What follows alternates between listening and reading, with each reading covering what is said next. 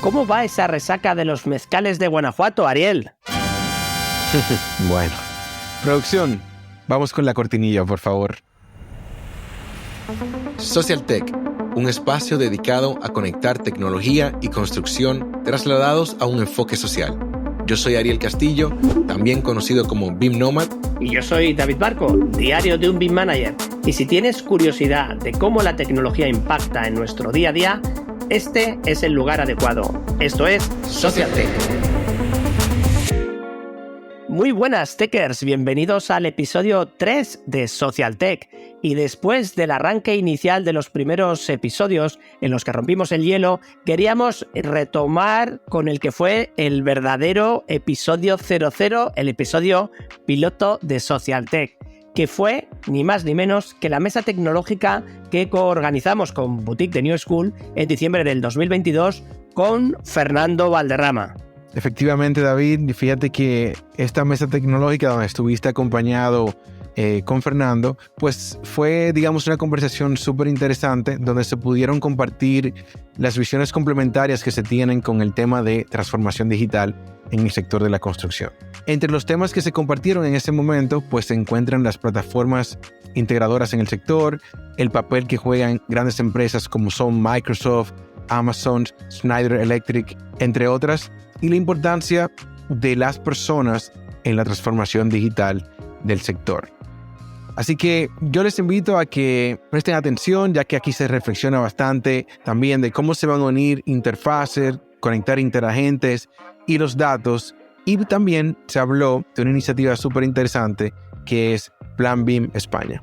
Antes de continuar, recuerden que pueden contactar con nosotros en las redes sociales personales de David Barco y Ariel Castillo, principalmente en LinkedIn y en Twitter, y por supuesto en la web de Social Tech, www.socialtech.info, o en el email hola@socialtech.info. Pero bueno, yo sé que estamos ya emocionados por iniciar con este episodio, pero antes nos vamos con un nuevo tip de la industria. Este es tu tip de la industria. Bienvenidos a Tips de la Industria. Este tip está presentado por Berrilan, consultora estratégica de transformación digital especializada en BIM. Con nosotros está Juancho Morales. Hola, soy Juancho Morales y soy consultor estratégico líder en el área digital de objetos BIM de Berrilan.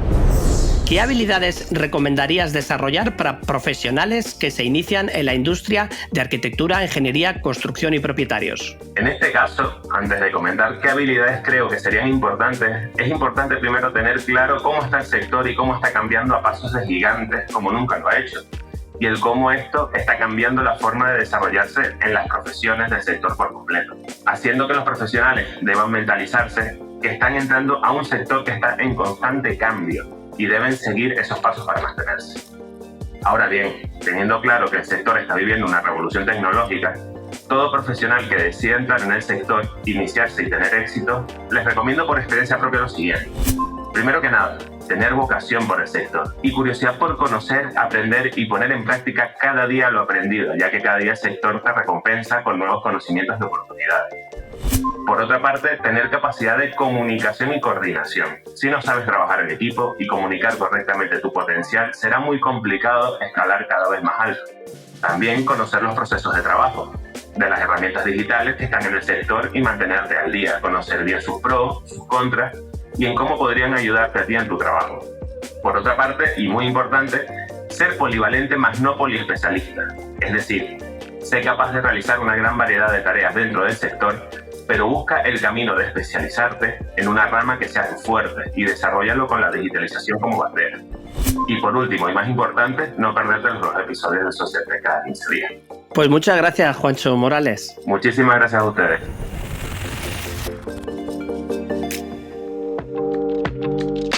Pues muy buenas, BIMers y Techers. Y para aquellos que no sepan qué es esto de la palabra Techers que acabo de decir, hace muy poquito en una conferencia con Nuria Mata de Redona en Valencia, resulta que nos llamó a estos que estamos en el mundo de la tecnología los Techers.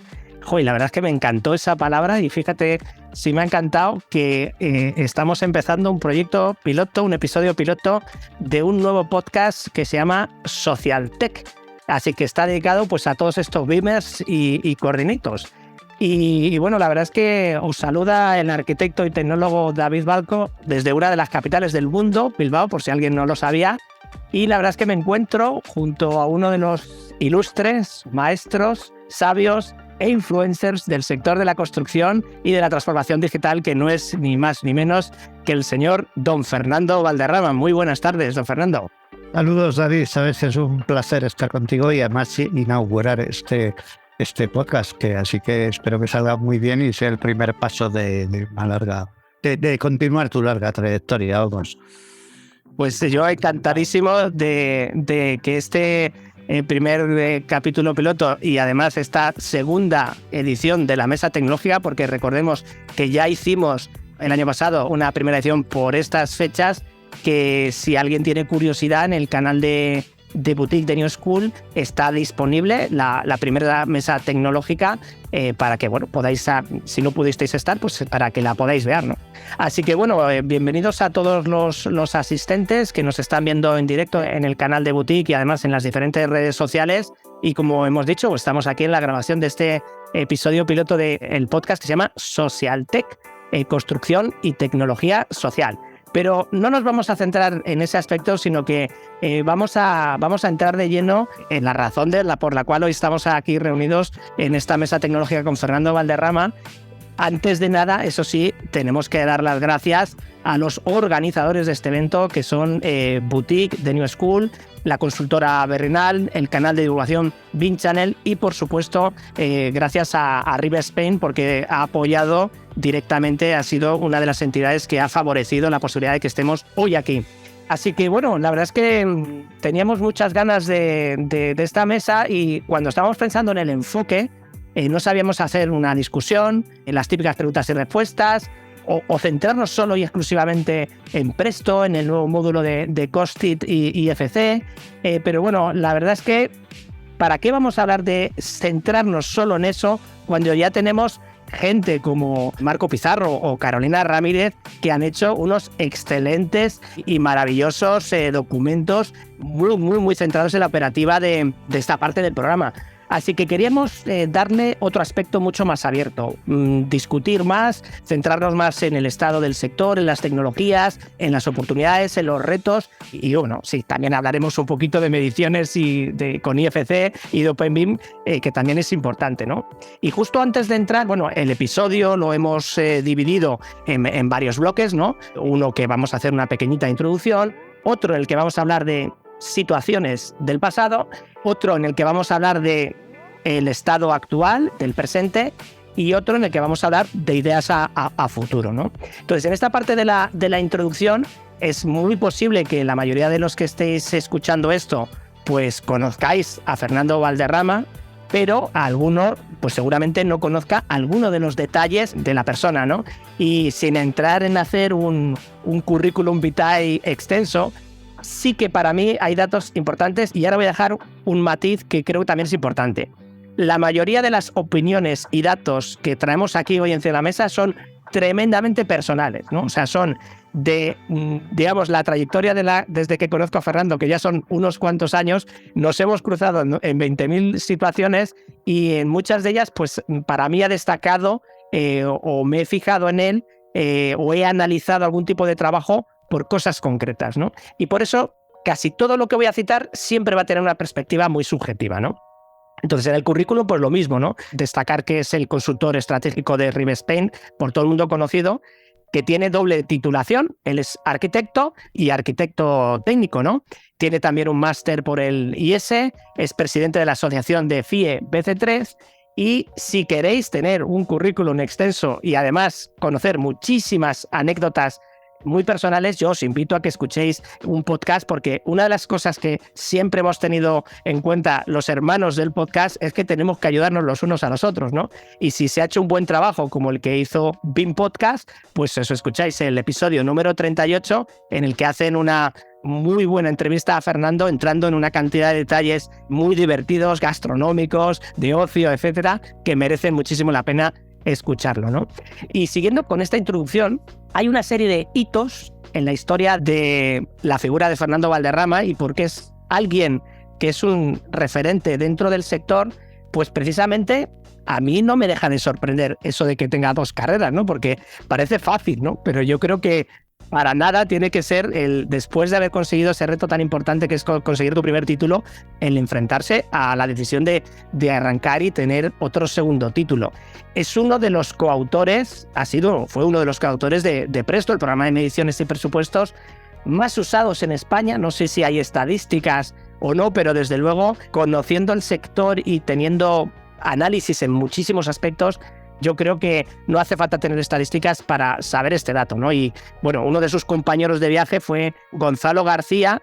Bueno, aquí siempre que digo esto de que es más usado, que no se nos enfaden nuestros amigos de CIPE, a los que respetamos un montón y les queremos un montón, pero yo creo que las estadísticas se inclinan hacia Presto, ¿no?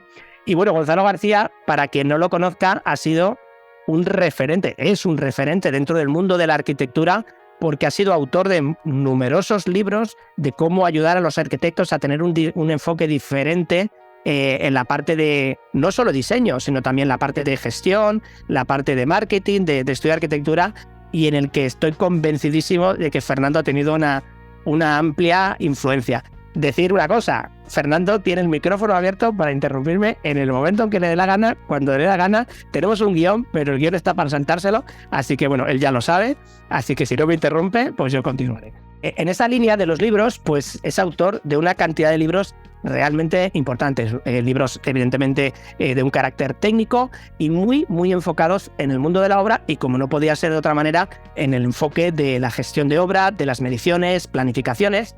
Y es autor de uno de los primeros libros que en España, digamos, introdujo el concepto BIM, por lo menos salía en el título de forma clara, que es el de métodos de planificación y control de obras del diagrama de barras al BIM, ¿no? Que es coautor junto con Aldo Matos en el año 2014, y no fue el primer libro sobre BIM porque, digamos, no trataba solo de BIM, porque eso, digamos, es el mérito lo tiene Begoña Fuentes, que es la... ¿Cómo dijiste, Fernando, que es tu compañera extraoficial? Bueno, fuimos algo así como pareja. De hecho, en una cosa muy divertida que hizo la Escuela de Aparejadores con Víctor Sardá para, digamos, reconocer un poco el papel de aparejadores en diferentes aspectos del trabajo. Y tenía varios, y en cada uno de ellos tenía que ser una pareja, hombre y mujer. Y entonces, en el mundo BIM estábamos Begoña Fuentes y yo. Así que hemos sido pareja ahí, en esa situación. Pues esta menuda pareja profesional, porque pues eso, además de tener ese premio, un par de años antes, ella te entregó uno de los primeros premios EUBIM que se produjeron en el año 2016 y que, bueno, no deja de... También tienes. Bueno, pero aquí no hemos venido a hablar de mi premio, es de tuyo. Pero bueno, compartimos en aquel momento. Fuimos también otra pareja profesional. Entonces, bueno, pues eso, como digo yo, creo que es uno de los puntos claros de reconocimiento de esta trayectoria, además de haber sido ponente en múltiples congresos, por supuesto en el EUBIM o recientemente en Autodesk University, que también tuvieron premios a estas charlas, ¿no? Ha ayudado a la creación de posgrados, por ejemplo, el posgrado de BIM Manager, que yo tuve la suerte de dirigir durante 8 años en la Universidad Europea. Pues una de las personas que fueron los que germinaron el máster en la Universidad Europea fue Fernando, donde también estuvo dando clases durante un montón de tiempo. Bueno, es Carlíbana. Efectivamente. Otro de los artífices del BIM, ¿no? En la europea. Así que ya, bueno, dejando ya esta parte de la introducción y vamos a eventos del pasado, ¿no? La verdad es que, bueno, ya hemos destacado pues que Fernando es una persona que está en el sector para ayudar y formar parte activa de entidades o personas que necesitan de esa experiencia o de esa visión personal. Y en este caso, pues a mí me gustaría empezar por una anécdota personal, porque digamos que en una de las primeras etapas que yo tuve dentro del mundo BIM, constituimos una empresa, Avatar, que tenía relativo éxito, pero bueno, pues decisiones internas y simplemente por discrepancias de opiniones en el enfoque, pues yo decidí salirme de ese proyecto Avatar que había ayudado a construir, pero la verdad es que fue un momento tremendamente duro porque de la noche a la mañana me vi solo, completamente ante el peligro, antes de montar mi empresa Berrelán con mi socio Iñaki Maiza. Pues resulta que estuve varios meses que no sabía ni qué hacer con mi vida Y bueno, estaba en estos momentos de replanteo que necesitaba pues la llamada de amigos y compañeros para tener una visión diferente, ¿no? Y qué casualidad que recibí una llamada de Fernando. Oye, ¿por qué no te vienes un día aquí a comer? Te enseño las oficinas de Presto. Bueno, yo solo con la excusa de ver las oficinas de Presto ya me sentía como un niño pequeño feliz que le iban a enseñar ahí, pues un sitio mítico, ¿no? Porque ya conocía la empresa de hace un montón de años. Y la verdad es que en esa charla que tuvimos, además de hablar de mil cosas del mundo de la construcción, pues el propio Fernando me fue ayudando a, oye, pues ¿y por qué no te enfocas aquí, te enfocas allí? O incluso hasta surgió una oportunidad dentro del mundo de Presto como consultor estratégico, etcétera.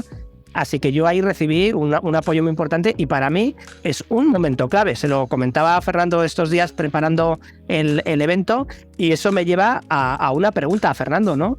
Si tuvieras que destacar algún momento clave de esos que te cambian tu trayectoria profesional o que te han marcado de alguna manera, ¿con qué te quedarías? Bueno, lo primero, gracias por esta super introducción que me va a hacer sentir el síndrome del impostor. O sea, digo, yo no he hecho tanto, ¿no? Pero bueno, muchísimas gracias. Y también aprecio mucho que recuerdes ese momento en el que efectivamente yo, bueno, te eché una mano, ¿no? Simplemente, pues comimos un día en un japonés, quiero recordar. Pues aprecio que te acuerdes y si te fue útil, pues fantástico. Pero la pregunta que te voy a hacer es, pues, si hay un cambio así, un punto en mi vida es Gonzalo García. O sea, lo primero son las personas y el encontrarse una persona como Gonzalo, que conocí un martes de hace 42 años y de la época de Navidad, y que el martes por la mañana me enseñó lo que él hacía, yo le enseñé lo que él hacía y el martes por la noche me llamó a casa de mis padres a ofrecerme a trabajar con él. O sea, eso es un punto súper clave porque yo he aprendido con Gonzalo de todo. Lo primero, a que las empresas se montan, yo creí que no se montan, que ya estaban todas hechas, ¿no? O sea, que si se monta una empresa ya están, no, se puede hacer una. Y luego, pues todas esas características de Gonzalo, los que le habéis conocido de empatía, de capacidad de hablar en público, de ilusionar, de confiar en la gente, bueno, largas cosas. Así que ese es mi punto clave, sin el cual yo no me habría dedicado a esto, o me habría dedicado desde un punto de vista mucho más técnico, no sé, menos amplio.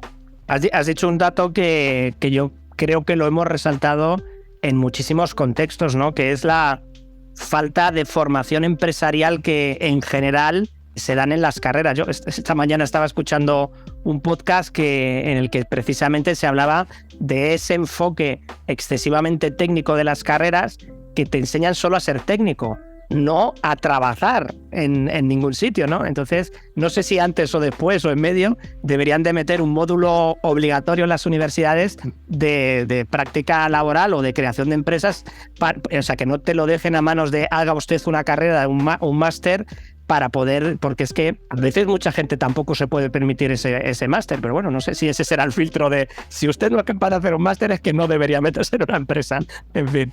Bueno, ¿qué más? Bueno, pues yo tenía aquí otras dudas, recuerdo también a las personas que nos están escuchando en directo que si quieren hacernos alguna pregunta, pues que lo pongan en el hilo del chat e intentaremos introducirlas de alguna manera dentro del hilo del guión. Y yo sí que tenía una duda, claro, eres arquitecto. ¿Has diseñado alguna vez algún proyecto? Pues sí, cometí ese error de juventud. A ver, a nosotros nos entrenaron para ser arquitectos y no se nos ocurría que hubiera alternativas, no lo podíamos ni pensar en aquella época. Ahora sí, y desde luego tuve mi estudio, hice algunos proyectos, casi todos de restauración, que era un tema súper difícil porque no había, fíjate ahora que veo los levantamientos, cómo se hacen, y en aquella época había que ir con cintas, siempre le faltaban datos, con cañas de pescar para medir alturas.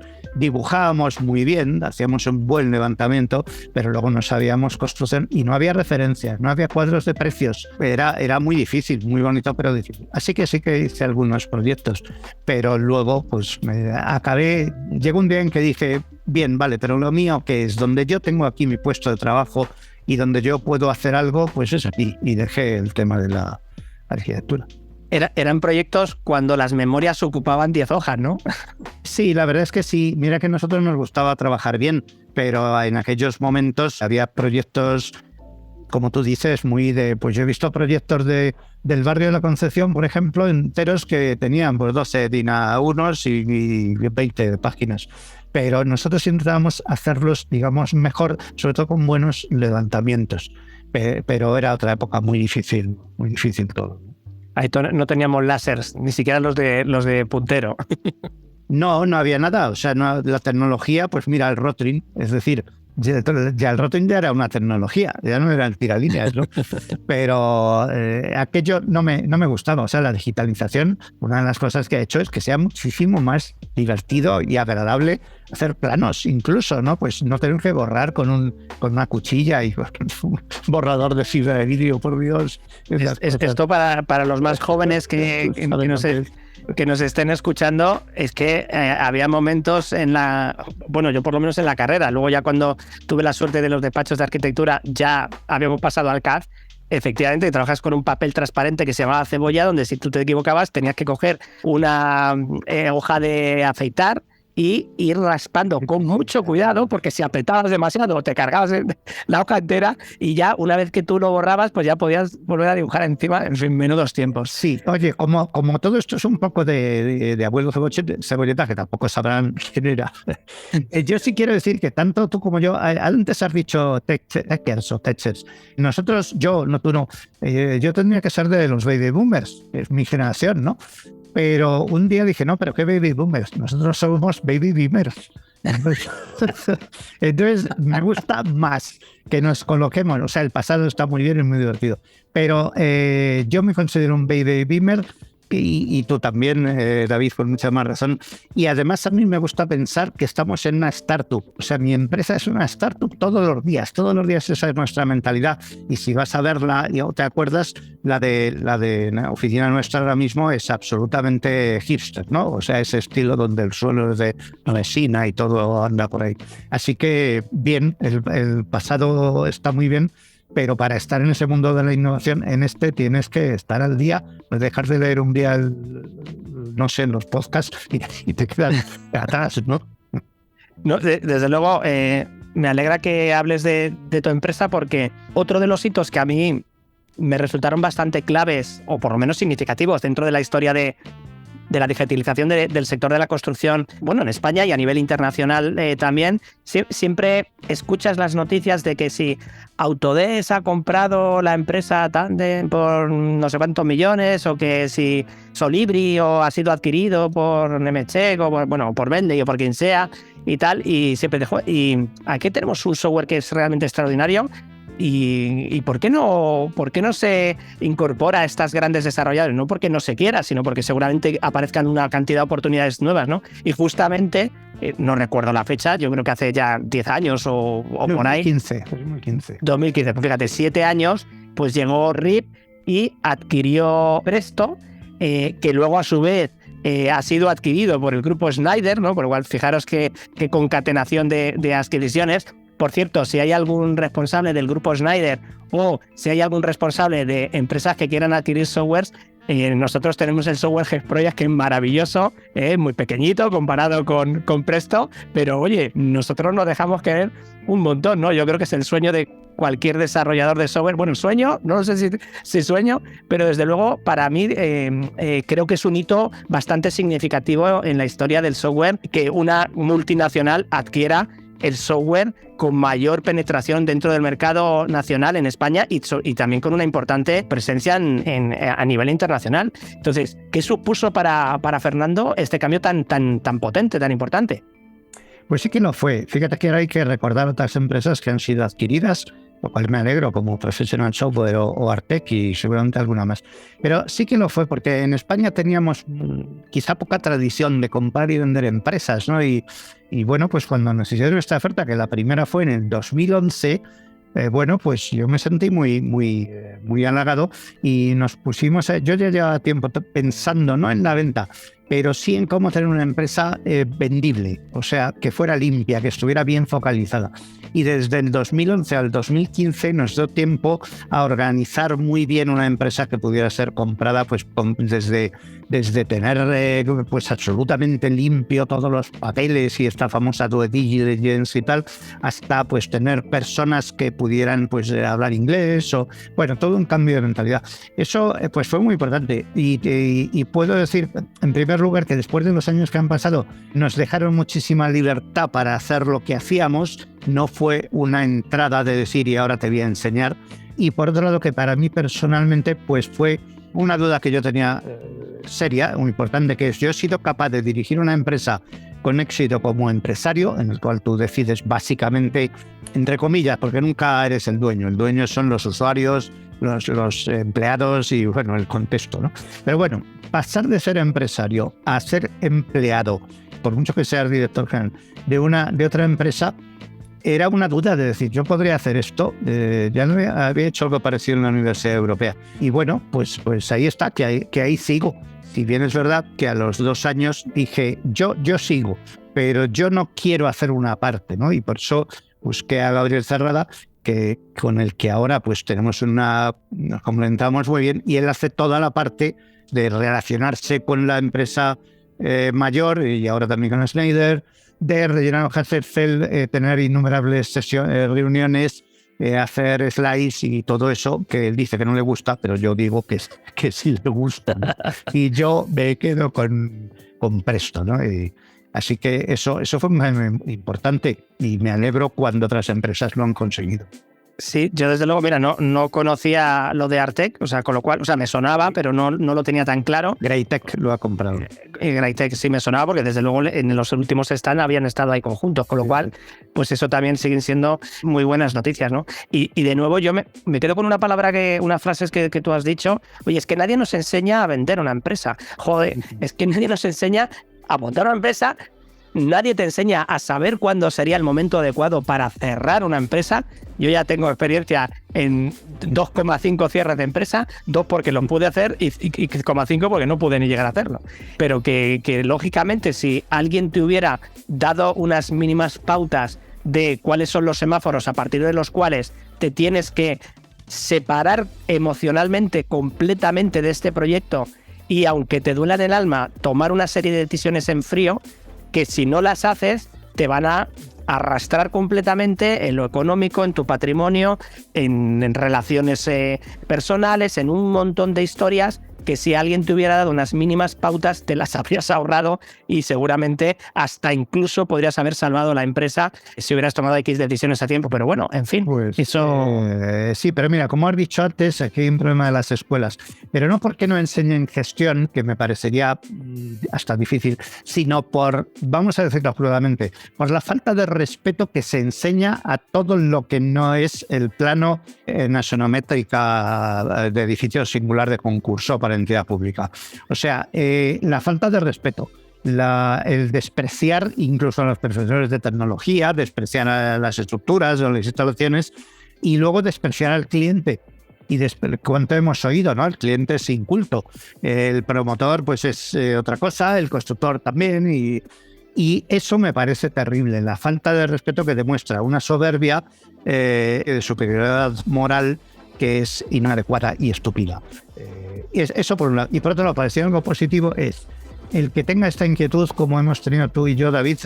Hay una forma que es estudiar, es hacerse un MBA, que es más barato que cerrar 2,5 empresas. O sea, es que es... Ya, yo no hice un MBA, hice un módulo de 400 horas, me creí que con eso iba a tener suficiente, pero bueno, al final el máster lo hice en directo, hice un learning doing absoluto, y ya tengo esos 2 máster, así que ya que me quiten lo bailado, ¿no? Así que nada, bueno, pues vamos a continuar con el hilo de avanzar en determinados tipos de debates que queremos ir sacando. Vamos a intentar ir desde lo más sencillo a lo más complejo en algunos aspectos, pero hablando ya del presente, hay dudas que a mí me resultan curiosas, porque todos tenemos más o menos claro ¿qué hace un ingeniero en su día a día, ¿no? Pues se pondrá a calcular estructuras, si es estructurista, o hará en instalaciones, estará con el manual técnico de no sé qué, haciendo no sé qué comprobaciones, o mirando la iluminación de no sé cuántos, ¿qué hace un delineante? ¿Qué hace un responsable de obra? Pero ¿qué hace un consultor estratégico? ¿Qué hace Fernando Valderrama en su día a día? Suena bien, consultor estratégico, ¿eh? Suena bien. Buena pregunta. Pues mira, cuando yo hago algo, muchas veces me pregunto, si un cliente de Presto estuviera mirando lo que estamos haciendo todos en la empresa, yo o cualquier otro, me gustaría que vea que lo que estamos haciendo le es útil a él. O sea, si yo estoy rellenando una hoja Excel que me han pedido desde Singapur con un tema de... pues va a decir, no, eso te lo está pidiendo, pero una slide de una proyección a 5 años vista. Pero sin embargo, si me ve a mí que estoy mirando Presto, que estoy probando una opción, que estoy escribiendo una especificación, que estoy introduciendo un ejemplo, poniendo, yo qué sé, un sistema de clasificación, dando un curso como hoy que he dado uno muy bonito que me encanta sobre el método de Monte Carlo.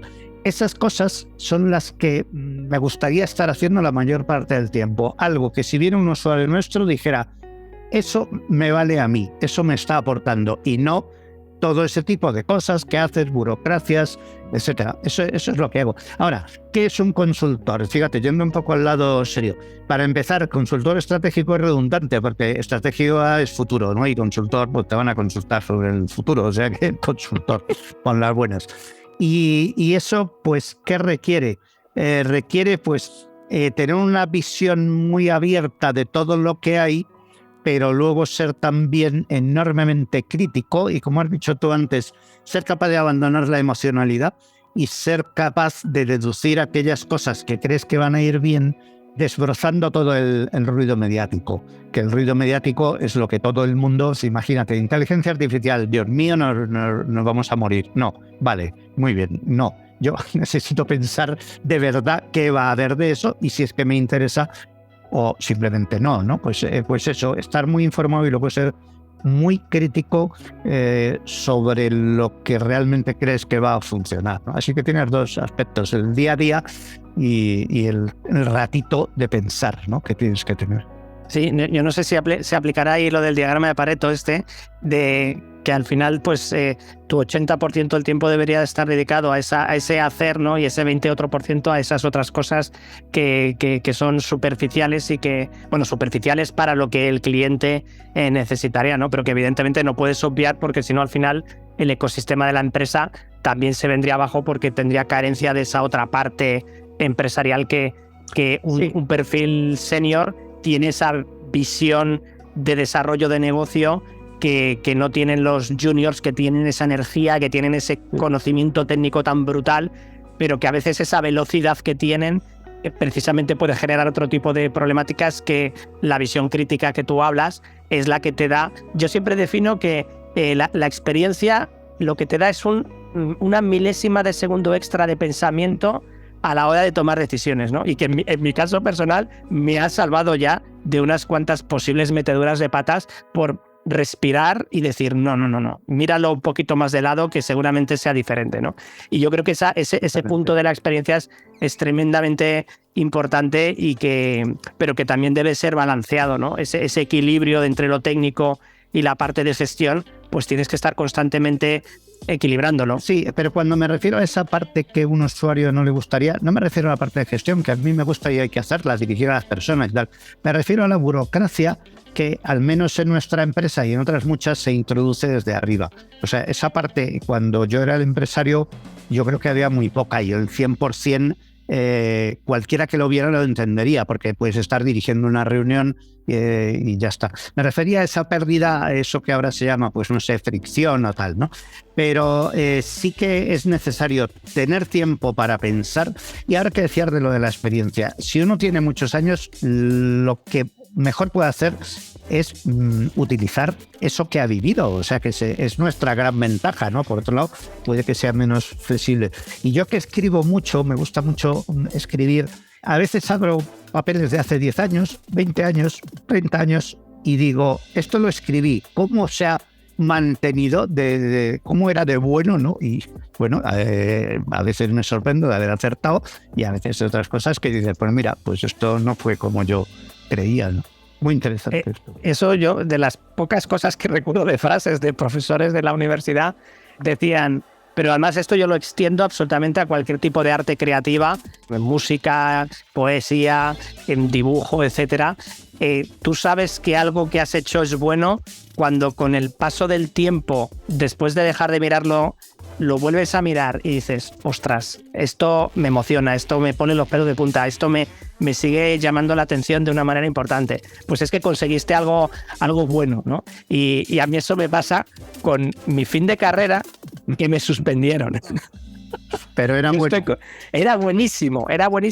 No voy a decir el nombre de la persona que me suspendió, aunque tenga ganas.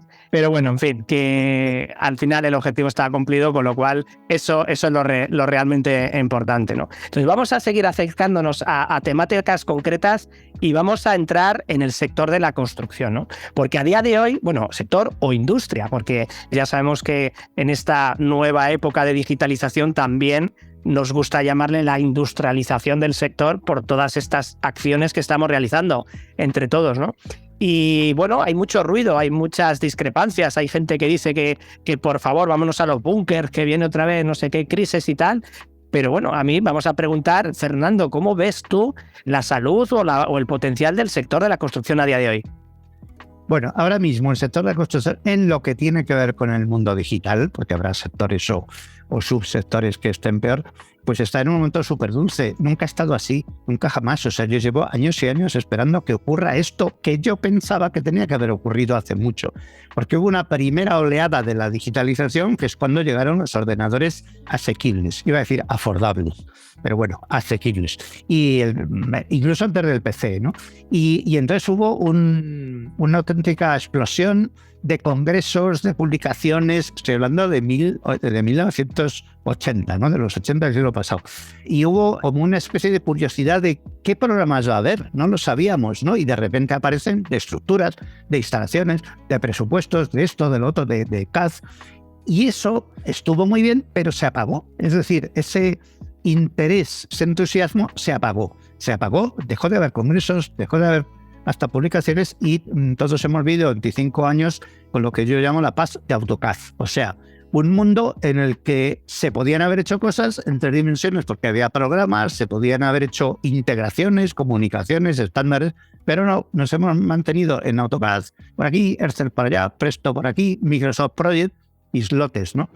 Esto que está pasando ahora es lo que yo creí que tenía que haber pasado hace 40 años y está pasando, lo estás viendo. Es decir, realmente ya no hay que decir si el futuro es el BIM, la digitalización está aquí y ahora alguien que diga yo no planifico, pues le dices, pues no sé cómo logras hacer nada, ¿no?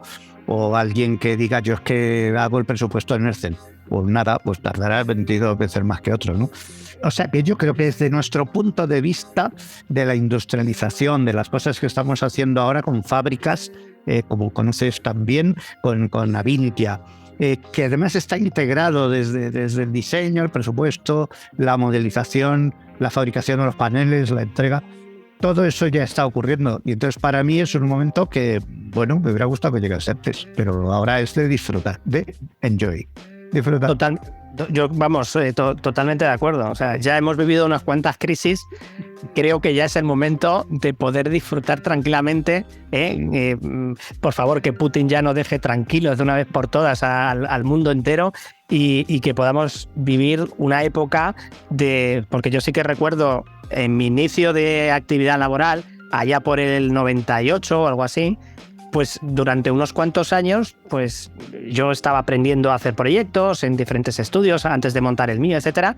Y yo lo que vivía era pues dinamismo, un montón de cosas súper interesantes, obras interesantes, y estabas todo el día preocupado de aprender un cálculo nuevo, aprender en una obra en un hospital cómo hacían los prefabricados, y estabas detrás del jefe de obra y aprendiendo, pero ese era tu preocupación, estar constantemente evolucionando sin preocuparte de otros temas, no secundarios, sino que, digamos, no te molestaban en tu día a día. A partir del cambio del código técnico, ya el caos entero empezó con crisis concatenadas una detrás de otra y bueno, todos hemos conocido estos últimos años de lo difícil que es planificarse en un mundo en el que el cambio es casi constante. Pero bueno, yo creo que al final tienes que tener una forma de enfocar el futuro profesional, ¿no? Esto, como entiendo, abriendo un mini paréntesis, en la gran crisis que tuvimos nosotros de los arquitectos del año 2008, hubo un sociólogo especializado en arquitectura magnífico que se llama Emilio Luque, que hizo un artículo que se llamaba Acción versus Reacción, ¿no? Y que hablaba de los arquitectos que estaban ahí impávidos, que estaban ahí, que no se movían y que lo único que hacían era protestar porque no había proyecto, porque no había obra, porque no sé qué, voy al código técnico, porque si lo otro, y no hacían nada frente a los que decían, bueno, pues chico, pues qué mala suerte, pero vamos a empezar a intentar otras cosas. Yo creo que me sumé a ese carro, aunque fuera inconscientemente, de mira, si no hay proyectos, pues tendremos que ser consultor o formador o ISO 9001 o lo que sea, pero vamos a ir reinventándonos y sobre todo tener flexibilidad y no aferrarte a nada, porque ya el mundo nos ha demostrado que aunque seas la mayor compañía del mundo de fabricantes de teléfonos móviles, en 2 días desapareces, ¿no? Con lo cual, yo creo que es otra de las cosas importantes que tenemos que tener en nuestro día a día, ¿no? Esa flexibilidad en tomar decisiones, porque si no, a veces la diferencia es entre subsistir y no subsistir, ¿no? Y sobre todo aprender, o sea, tener claros tus procesos de creación de las cosas, de adaptación, de comunicación, de colaboración, ¿no? Y hablando de procesos, pues una de las cuestiones yo creo que más interesantes que se han dado en los últimos años en el mundo de la digitalización que estamos viviendo es que los procesos cada vez se hacen mejor por los softwares, ¿no? Se están entendiendo mejor, se están integrando, y de hecho hablaremos un poquito más adelante de las plataformas, multiprocesos, etcétera, pero en el día a día creo que el 99% de las personas que nos están escuchando y de las pequeñas y medianas empresas que forman el tejido empresarial de cualquiera de los países, no solo hablo de España, sino cualquier país de Latinoamérica, está en una situación muy similar. Su día a día no es resolver un funnel de un CRM para optimizar las oportunidades de la venta de no sé qué tal y dame el porcentaje del ratio del consumo del CO2 integrado con el 6D, el 7D y el 8D. No.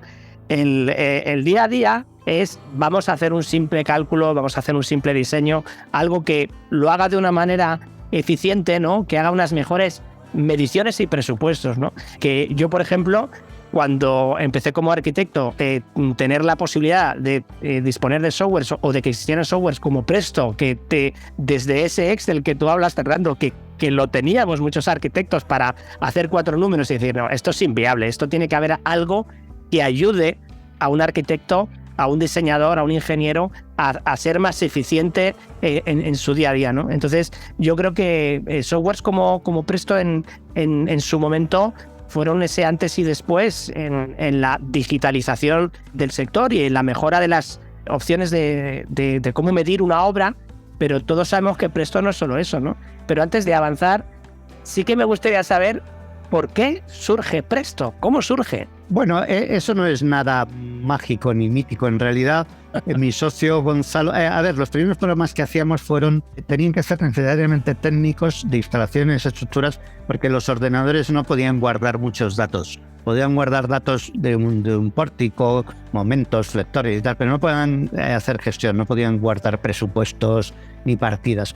Cuando empezaron ya ordenadores con esa capacidad, pues entonces fue un paso lógico porque Gonzalo sí que había hecho muchos proyectos. Yo también sabía lo que era hacer un presupuesto a mano, además, que era, en fin, y nos pareció un paso lógico.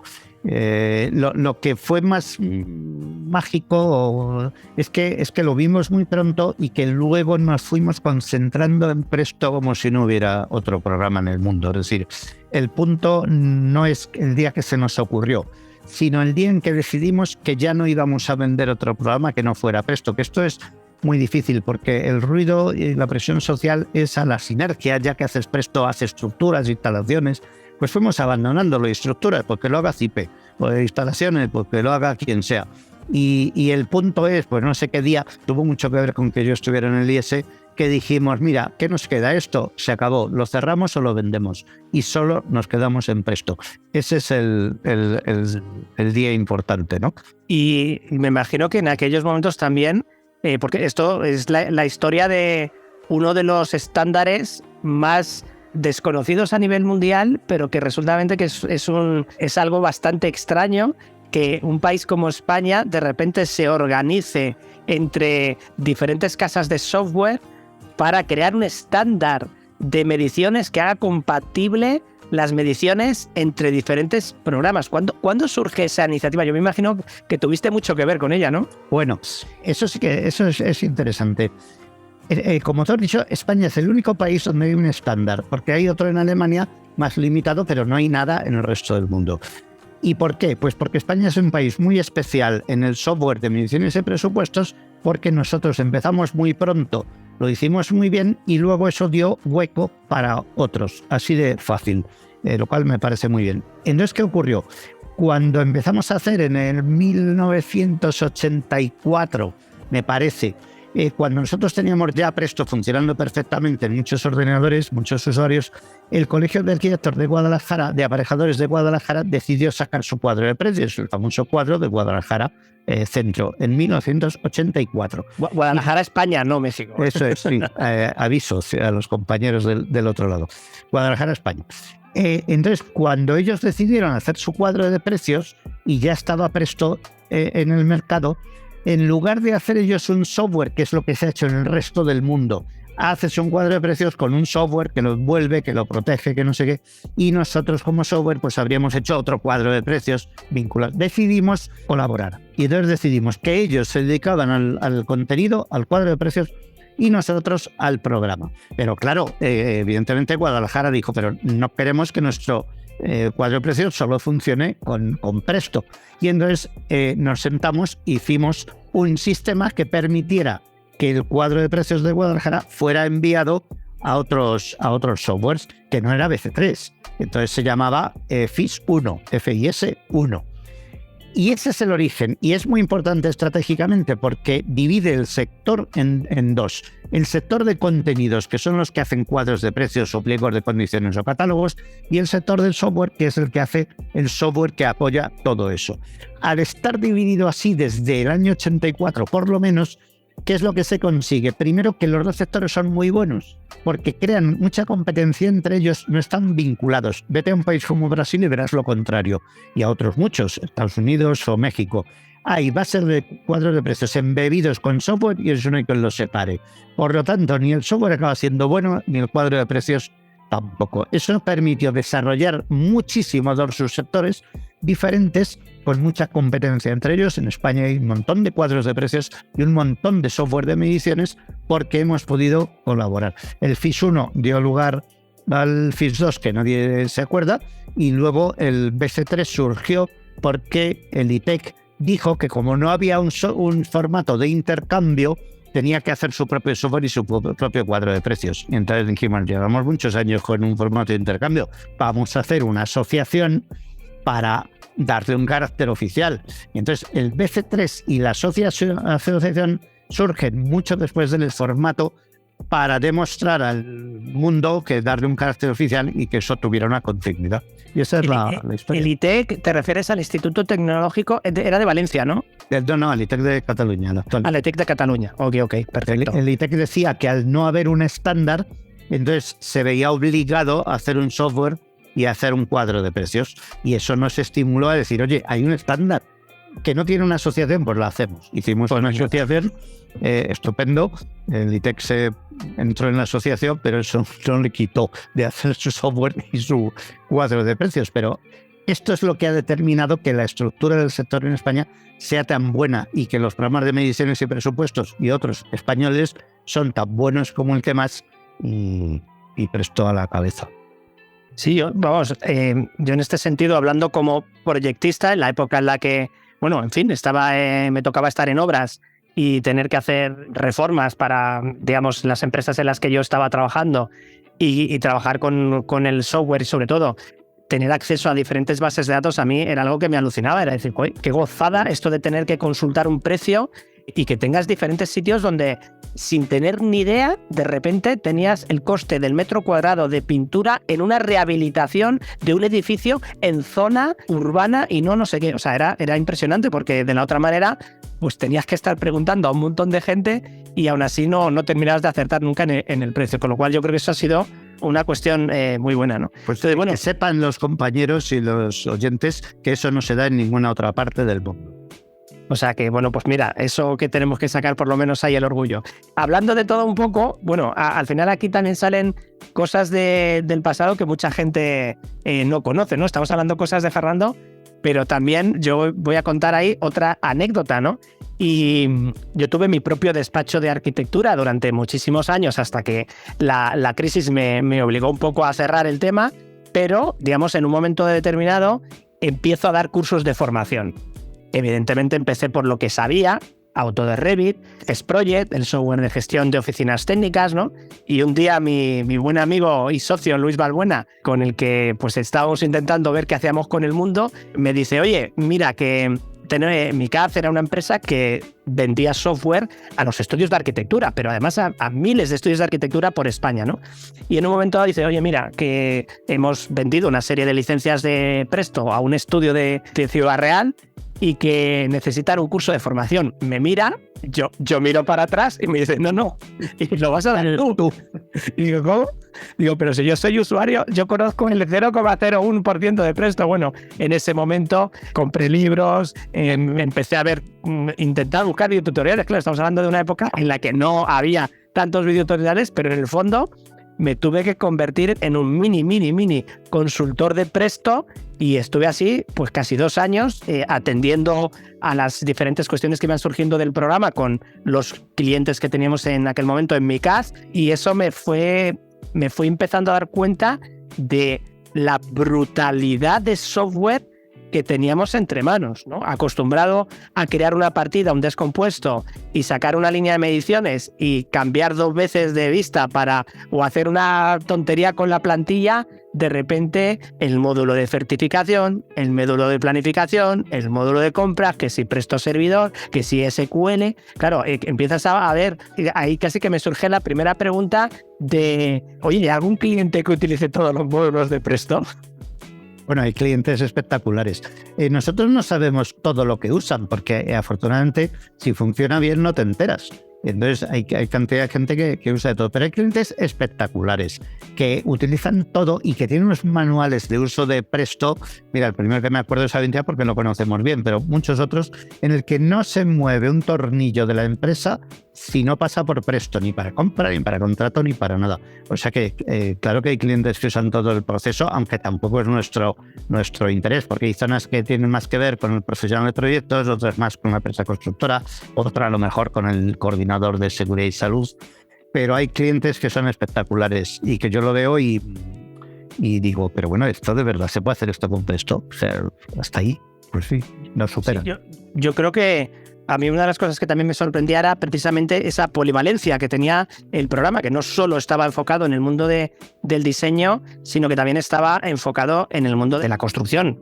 Claro, yo he acostumbrado a solo la parte de proyecto de ejecución material porque nunca había trabajado en una constructora, pero obviamente en cuanto abres un poco el periscopio, pues te vas dando cuenta de que efectivamente el programa funciona en muchísimos aspectos. De hecho, otra anécdota es, dentro de Presto había un generador de cálculo de honorarios de estudios de arquitectura que yo creo que hemos utilizado, casi todos los arquitectos que lo conocíamos, era como nuestro santo grial, porque era igualmente hacer un cálculo de honorarios de un proyecto de arquitectura o de ingeniería. A mí me parece una de las cosas más complejas que existen por la cantidad de variables y de cantidad de posibilidades que pueden existir ahí, y en cambio este era un módulo de Presto, o sea que cuando tú lo abrías tenía la forma de Presto y tal, y tenía todas esas variables para que de repente aparecía una línea ahí de un indirecto, yo qué sé, y decías, ostras, si esto no lo había tenido en cuenta, menos mal que he tenido esta herramienta que me ha ayudado. Y ese módulo recuerdo perfectamente que estaba como parte, o sea, que lo tenías como un modulito aparte ejecutable, que si lo encontrabas en la página web de Gonzalo lo tenías disponible, sí. Pero también estaba dentro del propio Presto, o sea que... Sí. Tuvimos directos de aparejadores y de otras cosas, y seguramente todavía están en Presto, aunque no muy puestos al día, pero por ahí.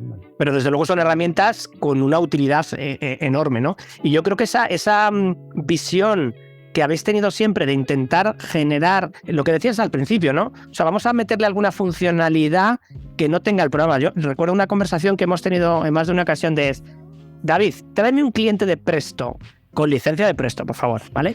Que tenga un problema concreto que necesite solucionar y nosotros lo buscamos la solución para incluirlo en el programa, ¿no? Yo creo que esa visión pragmática hacia el cliente también se demostró, digo, en el momento en el que empezasteis a trabajar con el 4D Costit, ¿no? Perdón, el 3D, el 5D con Costit, el 4D con Planit, ¿no? El 6D o 7D con Builtit, ¿no? O sea, habéis conseguido ya llegar a ese ciclo completo de datos, presupuestos, mediciones, intrincados, colaborativos.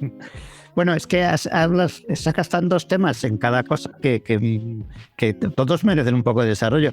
Fíjate, el tema de los procesos, que se podría hablar de él, pero una de las cosas que sorprendentes de esos puntos clave es, hace muchos años, un día veo que ha comprado Presto la Iglesia Adventista del Séptimo Día. Y entonces dices, vamos a ver, ¿esto qué es? Y empiezas a mirar y resulta que es alguien que fabrica iglesias, que construye iglesias, pero no como constructora, sino que es lo que hoy se llama un owner, un DOO, Developer Owner Operator, ¿vale? Pero entonces esa categoría no existía. Primero trabajábamos para arquitectos, punto.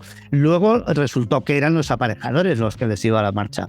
Luego las empresas constructoras, evidentemente. Pues un día aparece nuestro primer developer y dices, vaya, es que hay un sector que sin ser ni profesional del diseño ni constructor necesita gestionar los costes que le están pasando porque construye mucho y luego descubre los mercadonas, los retailers, las franquicias, todo ese tipo de las AENAs, que son promotores en serie, como los serial killers, serial developers. Y entonces necesitan algo especial, igual que los project managers, tienen otra visión diferente que el arquitecto. Entonces nos vamos abriendo a toda esa serie de procesos. Y has preguntado algo que tenía mucho sentido, pero que ya se me fue el hilo sobre... Sí, ¿no? Lo de los procesos de 4D, 5D, con Costit, con Planit, con Builtit. Efectivamente. Entonces eso, a ver, la conexión con el BIM y el CAD la hemos hecho de siempre, porque nosotros ya nos conectábamos con programas que nadie se acuerda porque desaparecieron, con el CAD Star que vendíamos hace 1000 años y con todos los AutoCAD, con esos plugins que había españoles, el de 2ACAD, nos conectábamos con todo porque me gustaba el tema gráfico y si alguien dibuja, pues ¿por qué no lo vas a medir, ¿no? Aprovechar.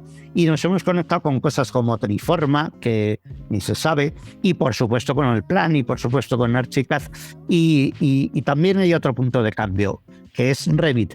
Pero hay un punto de cambio todavía más clave, que es EUBIM. O sea, el día que aparece EUBIM, el EUBIM 2012, 13, 14, que te acordarás mejor que yo. El primer EUBIM es cuando dices, vuelve a resurgir aquí el imperio digital. O sea, esta gente que está entusiasmada con el BIM es nueva, no existía.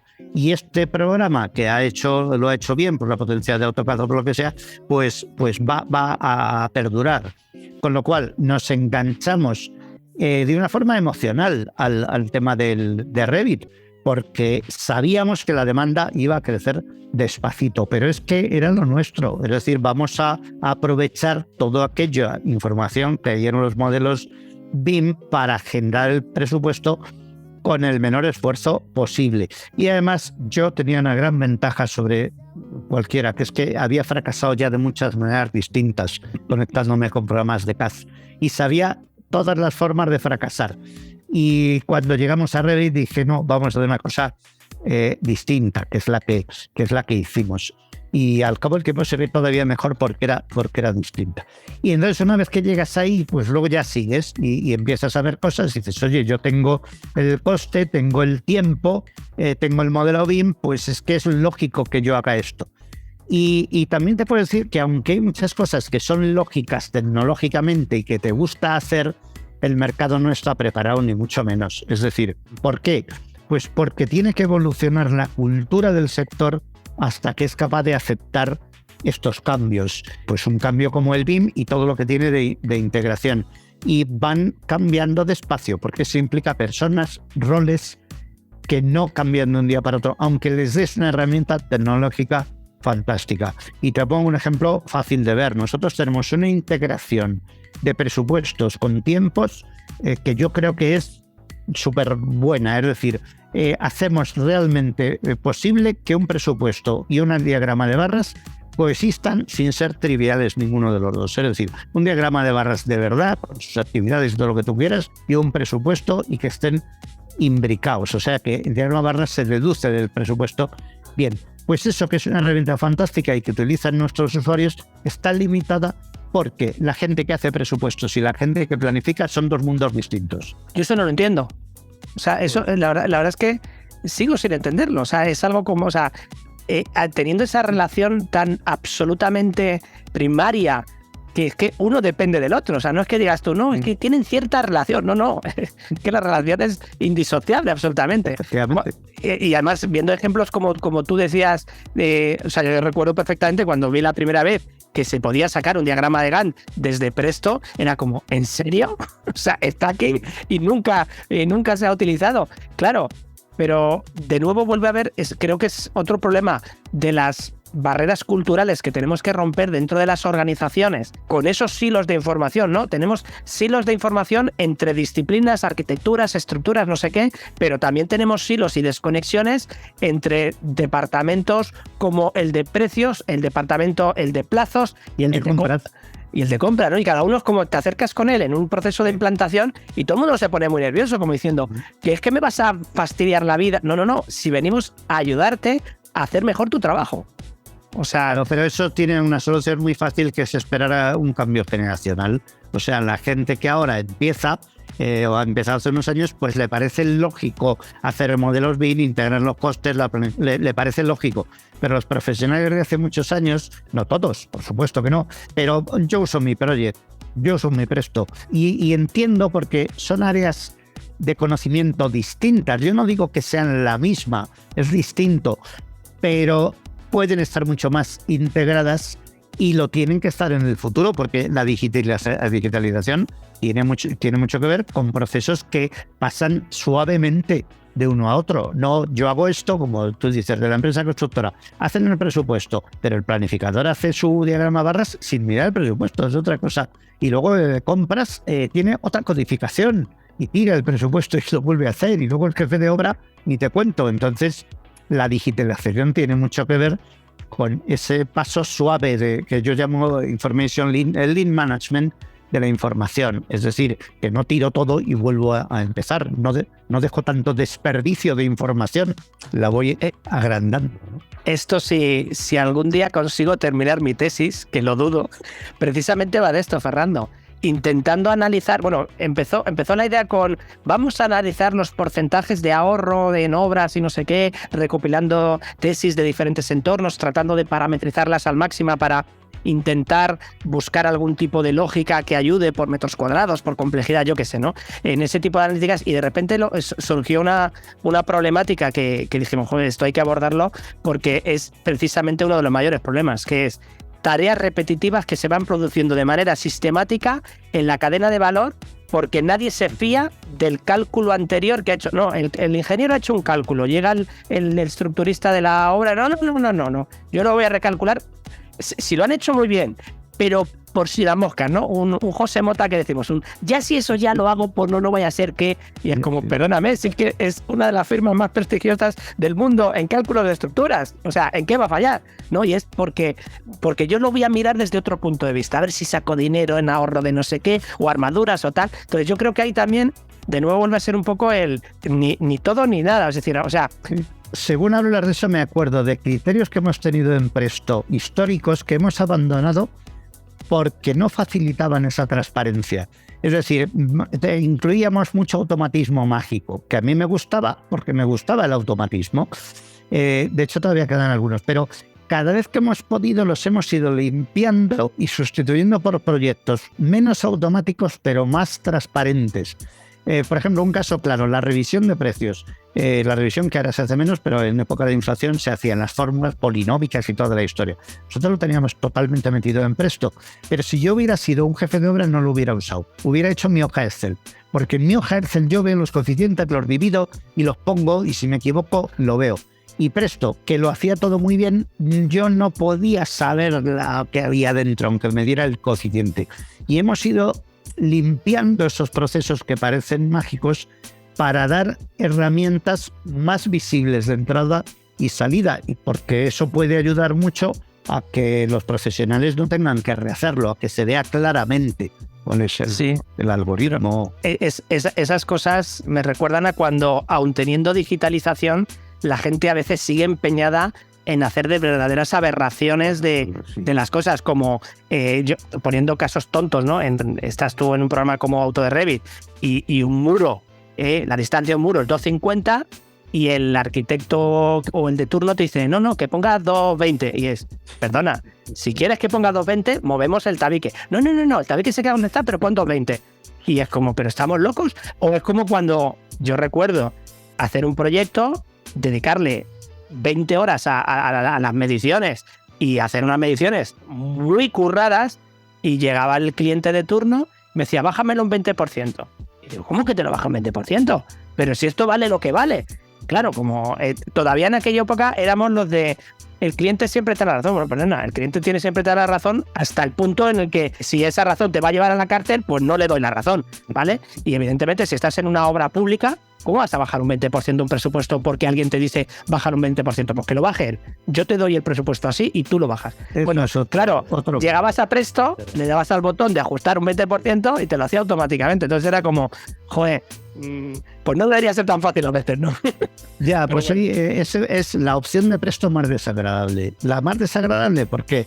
Porque lo que tú dices, es decir, ¿para qué haces una medición si luego vas a hacer esta chapuza, ¿no? Aparte de que es poco ético, ilegal, etcétera.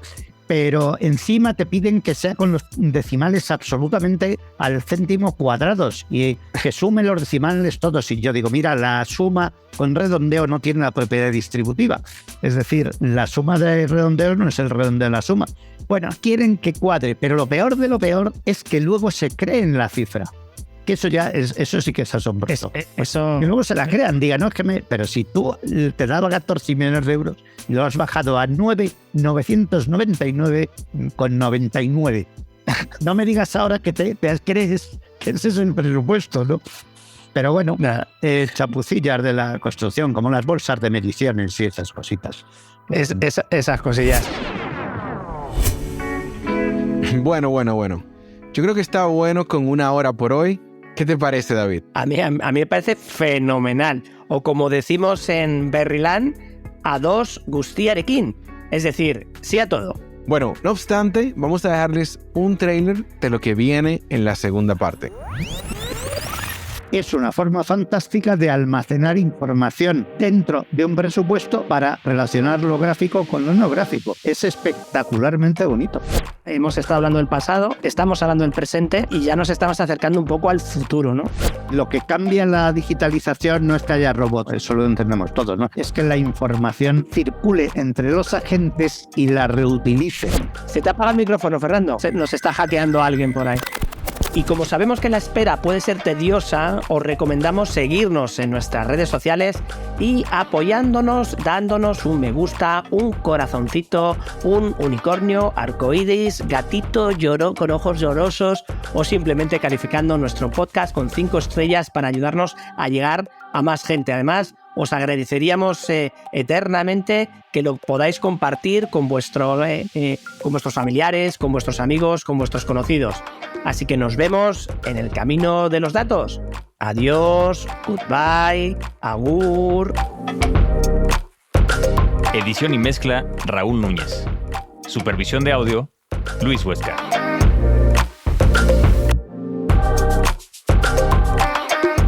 Podcast editado y producido por Drillu. Visítanos en drillu.world.